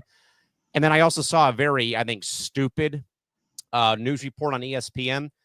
The Mavericks are jacking prices up by 8% for season tickets next year. And I'm thinking, what the hell are you guys thinking down there? It's like I said, though, James, when the trade was made, that front office needs to just shut up and hide, because that fan base they've been in riot mode ever since that trade was made. And again, it wasn't about Luka getting dealt. It was to who the trade was made with, the Los Angeles Lakers. Yeah, having the 2 GMs meet a couple of weeks or whatever before that, and how somebody got a picture of that meeting at a coffee shop. Nico Harrison also was Kobe's Nike rep at one point. Yeah. It helps the league, but it doesn't help the stigma of, the cream rises to the top and someone has to sacrifice themselves. Yeah, there's a lot of messes in the NBA. And even though the Mavericks and the Kings are both in the play-in, I just think that Dallas's injury report is just getting longer and longer by the day. Oh, it is. They don't have their 3 big men. Gafford, oh God, what's the other? DJ Washington's hurt, I think, isn't he? That's the small forward who they really need. They're bringing up people from the Austin Toros to fill in the Texas spots. Legends. Texas Legends. I'm sorry. Yeah, I'm sorry. That's the San Antonio affiliate, I believe. Yeah. Oh, sorry. Yeah. So, yeah, they lost all 3 of the big men: Gafford, Anthony Davis, and the other one. And you know what's great, though? You've had teams like the Warriors ever since making that Jimmy Butler trade. They look re-energized. Hell yeah. So they're number 6 now. I knew the Clippers were going to fall out eventually. Whatever they had going, eventually the offense would kind of dwindle down, even with Kawhi back in there. But I never thought Jimmy Butler would get along with Draymond Green. I thought that would be a mess from the start, but it's been the opposite, where they've worked together to bully everybody. And then Curry feels rejuvenated. He's had some great point games. Although they did lose to Philadelphia without Paul George and Embiid, so I don't know how that was on national TV too. I think a couple Saturdays ago. Um, but Grizzlies holding there, but the Lakers, man, I know nobody's catching the Thunder, but seeing the Lakers at 2 just pisses me off. Eventually, the Rockets are gonna fall. The Grizzlies there with their issues are there. They have their own But injury problems right yeah, now. yeah. But I do want to give a shout out quickly again to the Pistons for being number 6 after having one of the worst seasons ever last year. I'm just happy with Bickerstaff and everybody's done there, and even the no, I don't want to say them, but the Magic kind of making their way back, and then the Heat going with Hero and Bama Bio, and it's making Hero making you think like, yeah, he really deserved that all-star nod this season because he's putting up crazy numbers too with Miami. Yeah, but James, you and I would have been all-stars because those guys don't want to play in the all-star game. Come on now. I mean the selections, but that though, yeah. James, does bring me though to another NBA topic real quick before we get to the NHL. Can we give Shea Gilgeous-Alexander the MVP? 51-point game in a very lopsided win for the Thunder tonight over Houston at Paycom Center, and also per a stat from Scott Van Pelt, they are the fastest club to 50 wins and the fewest amount of games played since the 95-96 Supersonics did it with Sean Kemp and Detlef Schrempf and those guys who lost to the Bulls, though, but still 50 wins in 61 games for OKC, and I think SGA is easily right now runaway MVP favorite. Yeah, there's no doubt. I think from the start, they have the third best road record, by the way, at 23-7. I mean, that really shows you something when they've won that much on the road. That's Shea Gilgeous-Alexander's fourth 50-point game of the season. So that shows you something. And fourth since January 22nd, I believe, too. He's had more than Jokic and Curry since January 22nd when it's come to 50-point games. Now, it's funny because Chet Holmgren, who made his way back, he's been taking games off here and there, especially back-to-backs. They had it with Minnesota last weekend, I want to say. So he's really shouldered the load there. But they just have such a deep team at all positions, too. Maybe it's a position-less league. I don't care. But what it seems like. At 50-11, I know the Cavaliers are 50-10. I saw this meme where everybody wants Celtics Lakers, but I wouldn't mind a Cavaliers Thunder finals. I would rather watch that, I think, than Celtics. Well, I would watch Celtics and Lakers, but I'd rather have the young players really show out. And if they don't want to do it for the All-Star game, they could do it when it matters the most in the finals. But yeah, shout out to Shea. I know Jokic is there too, and they're number, I think, 3. Yeah, they moved up to 3, but the results being at number 1 the whole year and being title contenders more than the Nuggets, Shea definitely deserves the MVP. I think any of those final series would be intriguing, especially if we get Oklahoma City, LA in the conference final. I'm down for that. Oh, sign me up for that. That'd be amazing if that was the case. All right, James, a couple of some trades made in the NHL, my friend. The trade deadline is coming up on Friday across the NHL. 3 trades made on Saturday that kind of caught the headlines in the NHL. We'll start things off with the Avalanche and Rangers swapping multiple players. The Avalanche acquired Jimmy Vesey and Ryan Lindgren and Hank Kemp from the New York Rangers in exchange for Calvin DeHaan, Juuso Parssinen, and a conditional 2nd and 4th round pick in the 2025 draft, while the Wild acquired forward Gustav Nyquist from the Nashville Predators for a 2nd round pick in the 2026 NHL draft. And then the Florida Panthers acquired Seth Jones and a 4th round pick from the Blackhawks for 2026 for goaltender Spencer Knight, who won his first ever game with Chicago tonight over LA, and a 1st round pick in 2026. So, James, more importantly, I think the trade that kind of caught my eye a little bit, not the haul for Colorado, New York, James, Minnesota, Nashville. As James, I said on here, when I kind of gave my bold predictions for the season, that though, again, the Predators did a great job with the offseason. Again, they got Jonathan Marchessault and they got Steven Stamkos, proven Cup winners, to come to Nashville. But again, but again, I will die on the hill, though. It doesn't work in year one. Again, Tom Brady is a one-off from 2020. Okay, that is a one-off of that happening. But like the 2012-13 Lakers with Shaq and Dwight and Steve Nash never worked. And there was a lot of bickering and fighting going on there. And Nash was usually hurt 9 times out of 10. The Brooklyn Nets, when they got Blake Griffin and Kevin Durant and those guys, that also did not work out, during that season for the Brooklyn Nets either.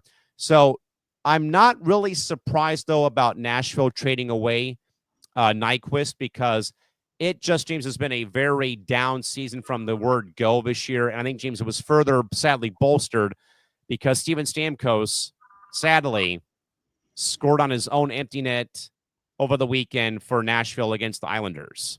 So not a surprise there for me, though, seeing Nashville kind of begin to sell because of where they're at in the standings. They've had a dismal season, again, adding in Marchessault and Stamkos. I kind of, again, said, it's not going to work in year one. Florida, though, okay, so I lost my Chicago prediction because I did not think that they're going to trade Seth Jones. But I'm not surprised, though, again, with where the Blackhawks are in the standings. They had a great win, though, on Monday over Los Angeles, though. But I think that goaltending was kind of a thing that they had to address, though, and eventually they're going to have to probably get some more offense. Again, Connor Bedard can't be shouldering the burden for Chicago. And then the Rangers kind of beginning to hit the eject button, though, on a couple of players that maybe more does come, though. But, James, not really too much like earth-shattering trades that were made here, but I think, though, I gravitate more to Minnesota getting Nyquist from a right now floundering Nashville team, and Seth Jones getting dealt kills my Chicago pick or prediction for the season, for my preseason 32 thoughts. But, James, any thoughts you want to pass along? Okay, I'll just ask you this. Do you think Florida gave up too much to get Seth Jones? I think Bill Zito kind of said that they're not done yet, but I do get the point, though, of you're letting go of a probably bona fide starting goalie. And I've loved Spencer Knight's game. I saw him play with Charlotte, which is the Florida affiliate, last season. And I really liked his game when the Checkers were here to play the Gulls. And just liked, how he played, though, and how he was able to really, his vision to find the puck through traffic. And he's down in the butterfly position early. He's knocking shots away and getting his, getting gloves on, or getting equal, though, to the shot. It's hitting him right in the breadbasket. I thought that was a little bit of like, I don't think I really agree with it initially, but it's like, well, they need to bolster their defense a little bit, though, and adding Seth Jones, and who's been a, top overall pick a long time ago. I think he's kind of bounced around a little bit, though, and was really like the last veteran key, I think, that they had on the defense. So I agree with your thoughts, though, but I think, though, I kind of think, though, Florida giving up a lot, though, I think would have been like if it was a D-man for D-man and they did not trade Spencer Knight. Yeah, and I see a first-round pick in 2026 as well, with Knight going to Chicago. That's something probably Chicago needs. But without a doubt. That first-round pick isn't as good, though, because Florida's contending. That's the thing with all these trades, is like whenever it's first round, it might not be a good one. Okay, so you said the deadline is, you said in Friday. a week? Friday, okay. This Friday. Is Boston and the New York Rangers, are they done dealing players away? I don't think so. There was a lot of there's been a lot of speculation, though, James, over the last couple days, that what will the Bruins do? They have like, I think I saw a graphic on NHL Network last week that they have 5 guys who are like their highest paid players who they might eject. Now, I don't think that they're going to trade Brad Marchand. He's going to be a free agent when the year's over. I don't think a team wants to take on the expiring contract with the cap hit in the AAV for, the last month of the season. So I think, he may or may not get dealt. Brandon Carlo's been a guy who might get dealt. Hampus Lindholm's name was back in the rumor mill, but I know he's been hurt. I think he's out for the season. But I think that both those teams, James, will have to do something like before Friday or on Friday, because I think that there still is a shot that they can get in, but it feels like the mountain is just too damn high right now. Boston's kind of they're treading water. The Rangers are trading water. The Penguins are massively trading water right now. There's talk that they might buy out or trade Erik Karlsson in his hefty salary right now in Pittsburgh. So, some of the blue collar, like maybe top 3 teams in a lot of people's minds that may have been, in the running, maybe not for a division title, but maybe, C2, C3 or a wild card spot. They're in a world of hurt right now, and I'm eager to see, though, what those 3 teams do, in fact, do before Friday comes around. One more thing. Does Zegras get traded by Anaheim locally by the deadline? I've been kind of wondering about that, and James, I really wonder now with where the Ducks are at 500. They had won 7 of their last 9 games. I think they've had a couple of speed bumps in the road here. And again, I know that John Gibson's also been in the rumor mill. I've heard some rumblings of Edmonton and Carolina. Colorado at one point was interested in him. But again, it's about the salary cap hit. It's another year, I think, of the deal in place. And I've heard about, the rumblings with Trevor Zegras, though. Even though, James, I know that the club is played a lot better. Again, they went on a very good run, though, coming out of 2024 into this year, though, and they've been really good at home, though. Again, they've had a couple of speed bumps. Again, they lost to Chicago on Saturday night, though, but they had a great win on Thursday over Vancouver, who's also in a world of they're also a mess right now, at this rate, and they're back on the road for 2 games against Edmonton in Vancouver. So if they keep stocking points against Vancouver, that'd be critical with where they are in the standings right now. James, think, though, that I don't know if I touch this, and I don't know if I touch the product right now.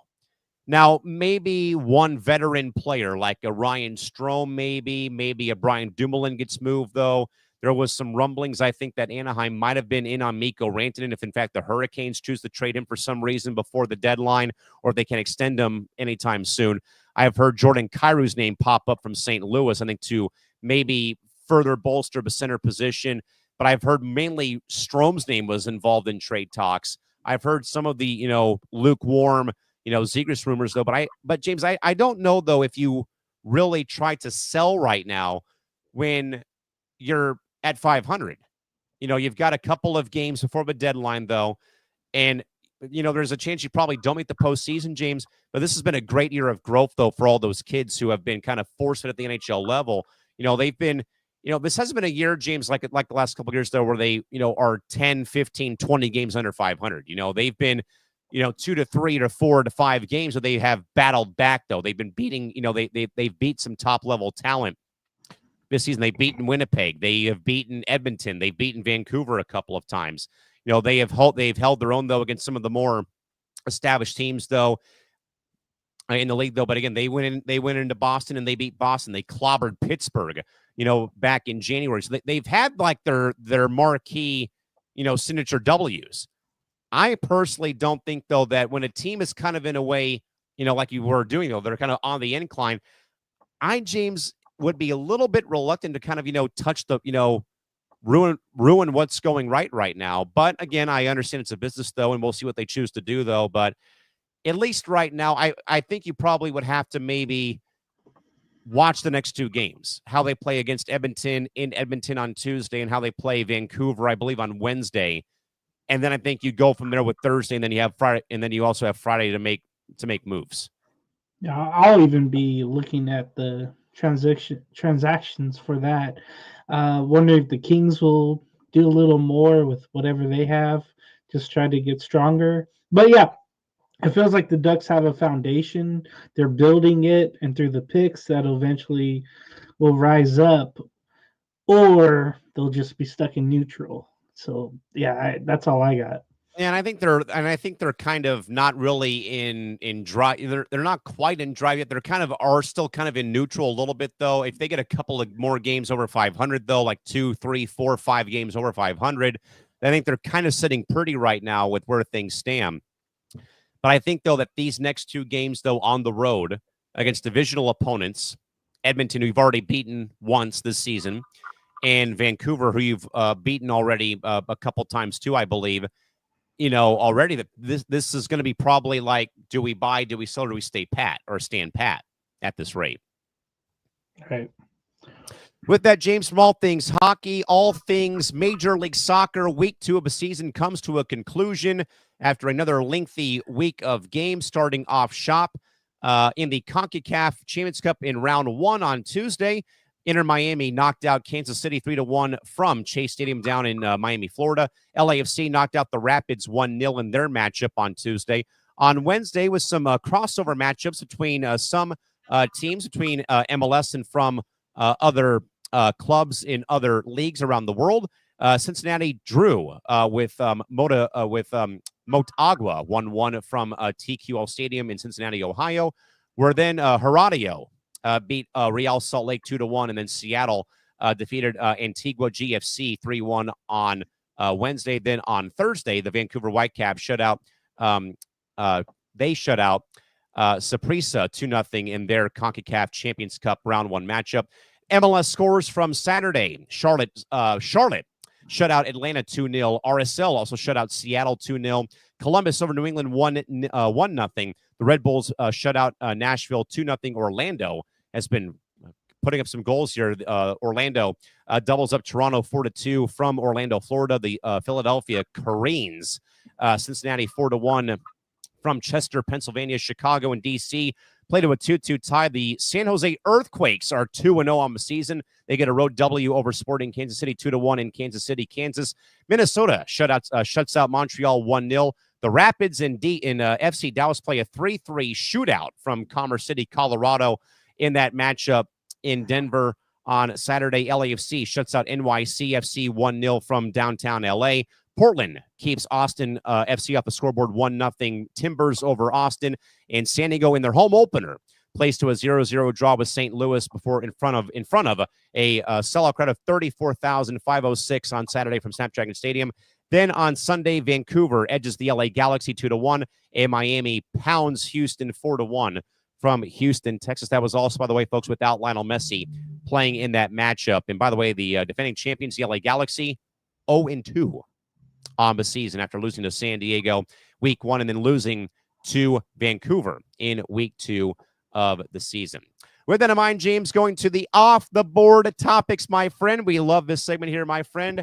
As we always do this at the end of every show, we get a chance to talk about one or two topics that was not talked about on the show tonight, just for shits and giggles. James, what do you got for us, my friend? Well, yeah, it was actually the NCAA tournament. You know, this time of year, of course, is tremendous, and there's always speculation about the tournament going past 68 teams. That is true. Now, I don't want it because I feel like it'd be too much. I'm not really home for the Tuesday and Wednesday. What do you call those? The first games in First four? Yeah, first 4. I'm not home for those, and those teams, the winners usually get blown out by whomever they play. You know, the number 1 seed, right? So, especially in the time of NILs and transfers, like you'll have those teams that benefit from maybe the expansion, but eventually, like I said before, like the cream will rise to the top. Teams that like hover around the bubble, they'll for sure get in, but then you'll have the last 4 out that have no chance in the past get in or not get in, and they feel slated. I know with USC, watching them over the years and how, they've been hurt by the bubble and not get selected, maybe they would get in this time, but I just feel like with all the traveling that already has to happen and the scheduling that has to happen during the week, I just feel like it wouldn't be a good idea for the tournament to expand. I think it's good how it is now. And the fact that it's the 40th year anniversary of the tournament expanding from to 64 in 1985. It was great in the 80s, and then it just catapulted from there. But television. Yeah, and I don't want more. It's a perfect product. Like everybody, like not everybody, but a lot of people call off work to go watch Thursday games, Friday games of that first round. First 2 days where there's games at 9 o'clock, 9:05, 9:10, 9:15 in the morning. Yeah, I love those days because I always hang out with a friend and watch those games. And then I know I have that 2 o'clock break when before the games come up at 4 o'clock. I just don't want any of that to expand because I just feel like it's perfect. But you being in the college sports profession and working in that, do you think there'll be expansion after 26? And then would it help a school as you work for like USD get in? And then would it help mid majors like for instance what's going on in the Big West right I now? was just going to say that and James, I think you're right though. This is the only perfect away from like college, like, look, the college football playoff is nothing. It's nothing. It's nothing. It's not as compelling to me as March Madness, the college soccer playoffs, the college baseball, college softball, college, the sports I work in. Nothing compares to March Madness, in my opinion. And I agree, though, that I think that 68 is a very fair number. But I think, though, that this could be, the Big West case. You have two schools who deserve to be there. But because they're going to give Kansas and Bill Self a 7 seed because it's freaking the Kansas Jayhawks, that takes one spot away from the Anteaters or from the Tritons. Where I think that not right away, but I do think, James, eventually they'll add 4 more teams, I think, to give a conference like the Big West, the WCC, the WAC, the ASUN, the SWAC, some other mid-majors, mid-major programs, a bit of a better fighting chance, especially, I think, James, when you have a season as compelling as the Big West has been, where there has been talks. These two teams have to get in. I don't care, what you have to do. Both teams deserve to get in, though. Where I think that right there, James, helps a mid-major conference. The Big West got 2 schools in to the big dance. Let's go. That's more revenue right there for both Irvine and San Diego. Where I think that not right now, James, but I do think eventually it will go to 4 more teams, I think. Just because I think just because, and I think, though, because of maybe like what happened last season again. I know that there are snubs, I think, James, when it comes to even the NIT, for God's sakes, as their snubs too. But I do think, though, if you go to 72 teams, though, okay, that's what, 2 more first 4 games. So we become like the sensational 6. I don't know what they would call it, for the, the next 2 teams that get in, though. But I think especially when you have as much drama as we do right now with UC Irvine, UC San Diego right now battling it out for the Big West title, that I do think, James, every conference not named the Pac-12 whenever it comes back, but not named the Big 12, the SEC, the Big 10. I've been a long believer, James, that every conference should be a 2-team bid, or that 2 teams should, that if you get to the conference title game, you deserve a chance to get into the big dance, whether that's the first 4, whether that's a 16 or a 15.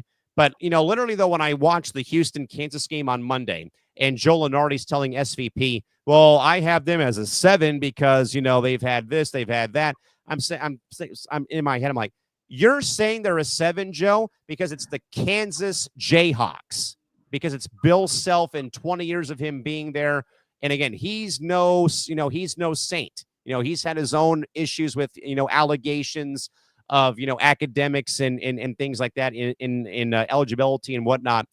But just because it's Kansas, it's going to cost a UC San Diego or a Irvine a seed in general. And I'm not saying they're going to be a 7 seed, but it's going to cost somebody a spot in March Madness because we need to have all the blue bloods in there, whether we like it or not. It almost feels like when Alabama got the nod to go to the playoff a couple of years ago, and Florida State didn't want to play their bowl game. I was just thinking about it because, like, I want to see somewhere local have 2 teams in. I know San Diego State's going to get in, so I want like maybe they just have to win their conference the conference tournament. And then the conference tournament. They get the automatic bid if that happens. Yeah. But it'd be nice to have schools near in. I know Cal State Fullerton and Long Beach State are really good this year, but it'd be good for others to get in like they are.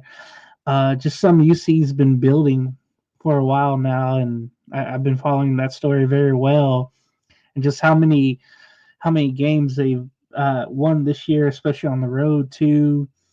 Yeah, they went in and beat Utah State in Logan earlier this season. UC That's San big. Diego.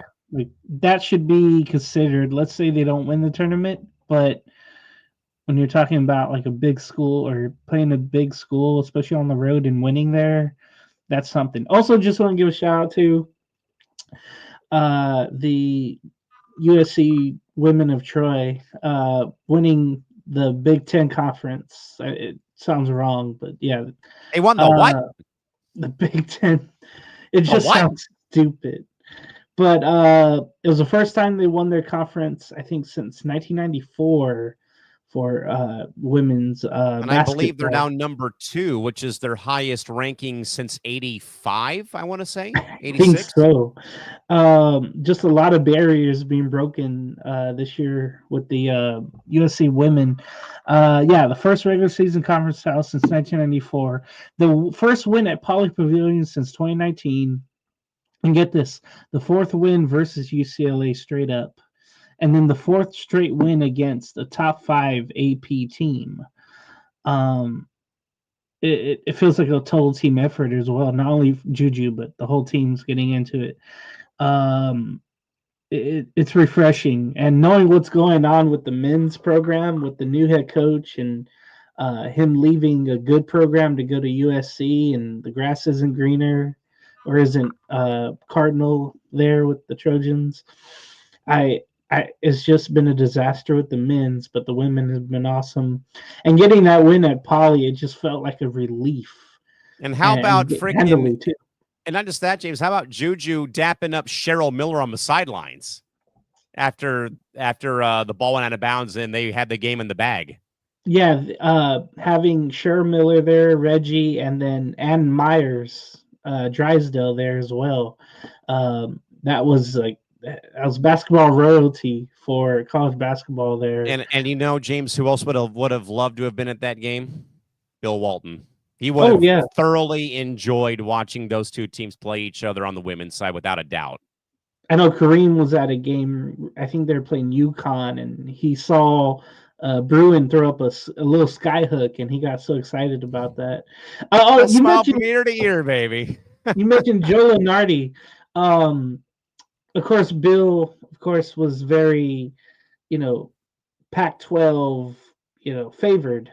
Conference champions, baby. Yeah. So he would always go after Lunardi after they had like a Pac-12 team last 4 out. He would say no truck stops here and all of that. So whenever I think of Joe Lunardi, I think of the worst. So that brought back some memories. But yeah, a lot going on in college basketball. This is a great time, perfect time of year to get on board and watch those conference tournaments. I can't wait for that next week. Yeah, 13 days till Selection Sunday, and I believe the WCC is kicking off theirs on Thursday, I think. Wow. I believe on Thursday, our women's team kicks off with Pepperdine, and the men play Pacific, I believe, for their opening games from the Orleans. James, I'm going to go off the board, my man, and let's talk some sports conspiracies. Why not? Oh, no. Thank you, ChatGPT, for giving us the top 10. James, I'll just kind of run through these real quick, and we just kind of give some quick thoughts. The number 10, no surprise, involves FIFA and World Cup rigging allegations. The theory is that FIFA has faced multiple accusations of corruption, with some believing that the World Cup draws and host selections are manipulated to favor certain teams or countries, like the controversial bid for Qatar in 2022. James, FIFA and corruption are in the same sentence every time. Like that's nothing new. Also, you could throw in the Olympic committee. I think FIFA's a little bit worse than. It feels like it, yeah. I think FIFA's a little bit worse than the IOC. Yeah. Number 9, James, is about Usain Bolt is superhuman speed, but is it a doping cover-up? Theory suggests that Usain Bolt, Jamaica's best-known track and field male superstar, with his unparalleled speed has led to long-standing doping rumors, with some believing that his success in sprinting may be due to undiscovered performance-enhancing drugs. But again, IOC, doping, they're in the same boat. Never even thought about that. I think it'd be very. I think that's a little far-fetched. I think so.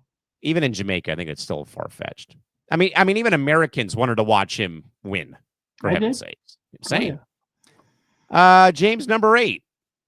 Michael Jordan's flu game was food poisoning. MJ's famous flu game in the '97 finals versus the Utah Jazz was not actually the flu, but food poisoning from a suspicious pizza delivery to his Salt Lake City, Utah hotel room.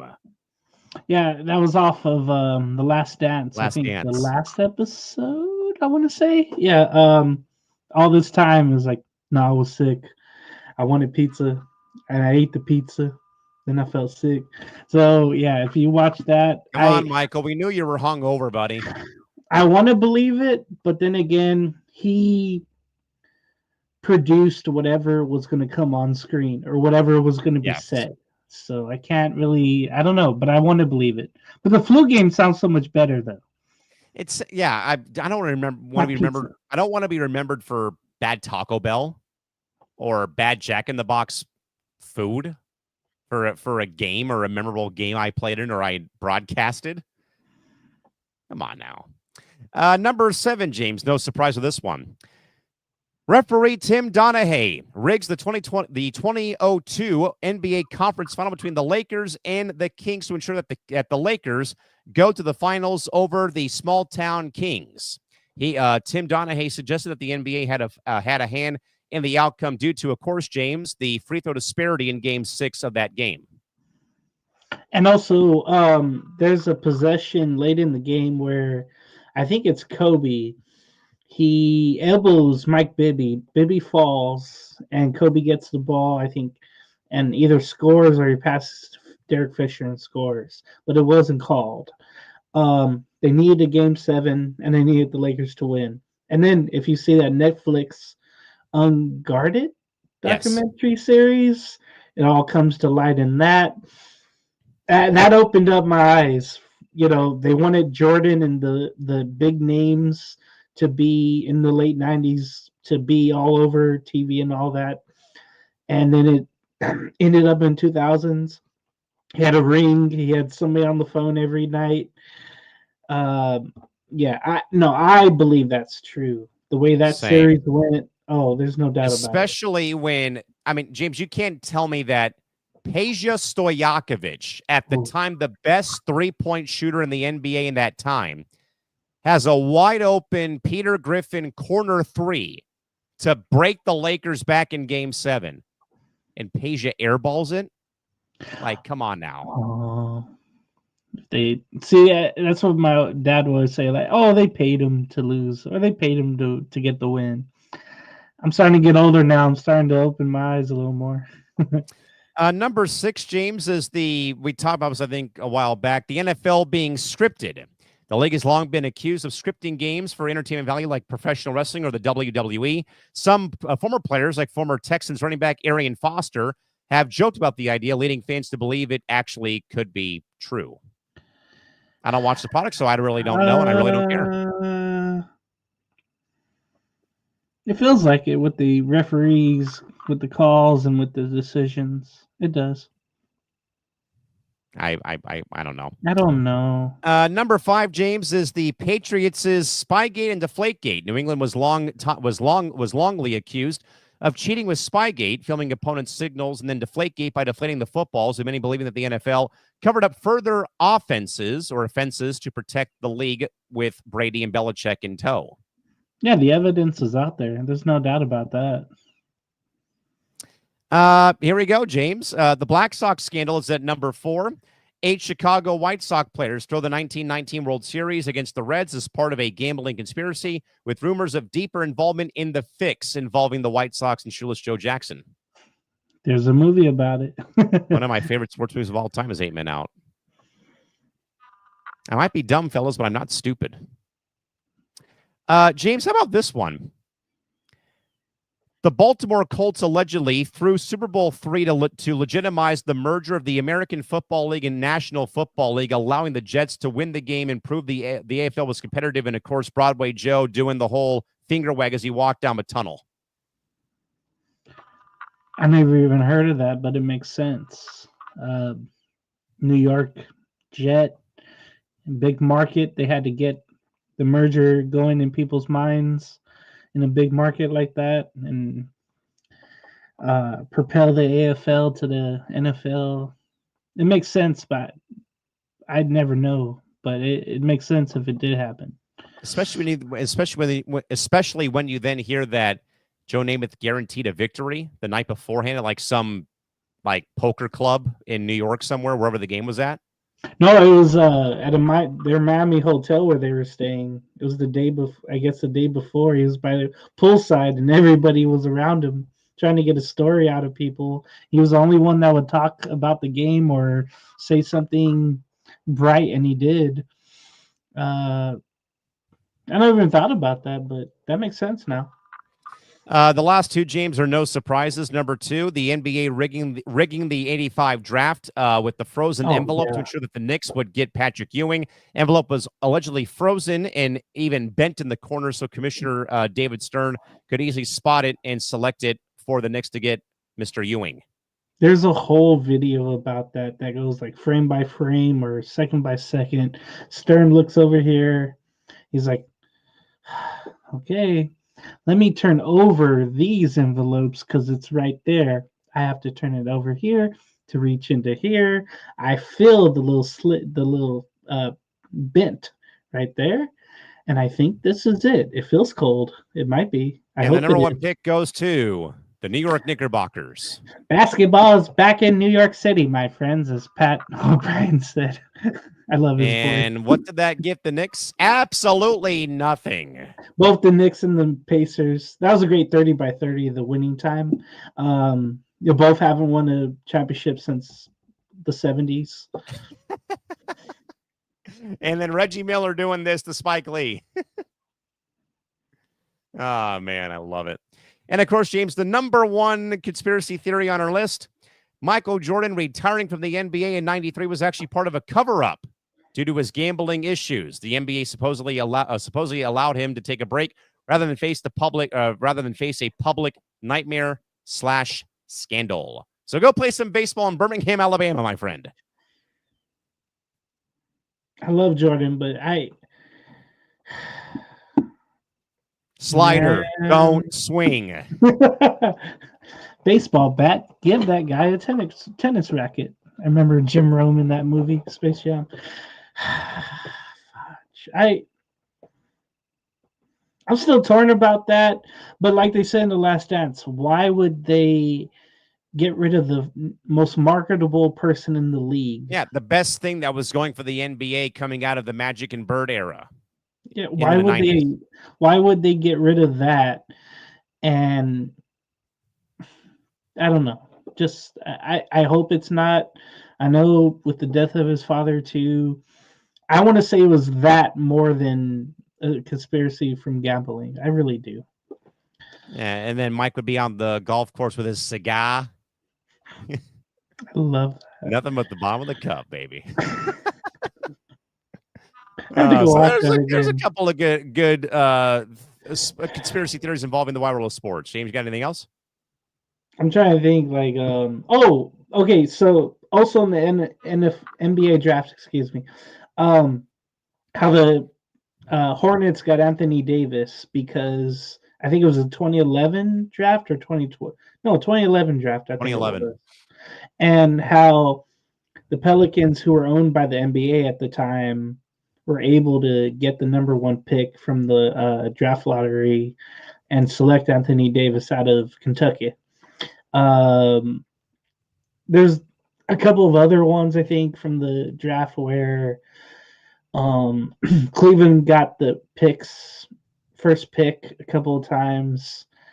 And then there was one team, maybe Washington or somebody, that was supposed to get like number one, and they got 5, and They felt like there was conspiracy there as well.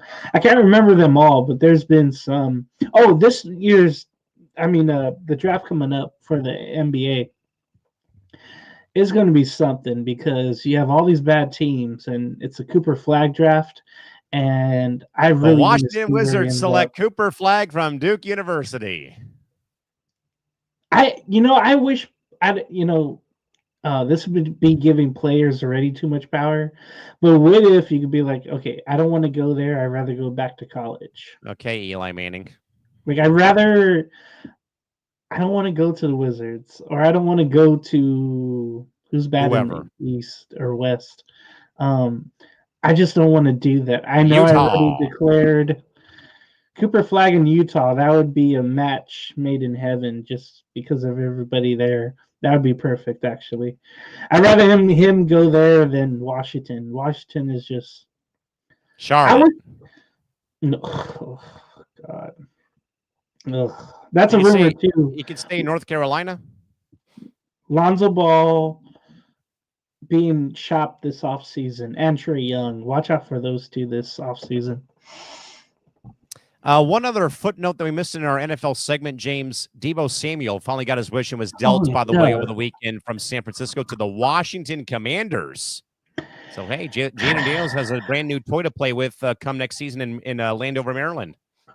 The only thing I'm worried about is that he'll bring down what they have building there. And I hope that's not the case because it seems like once, and this happens a lot, NBA, NFL, where you get your contract, you get paid, and you feel like you don't have to prove anything anymore. Complacency. And it happens in baseball too. Complacency.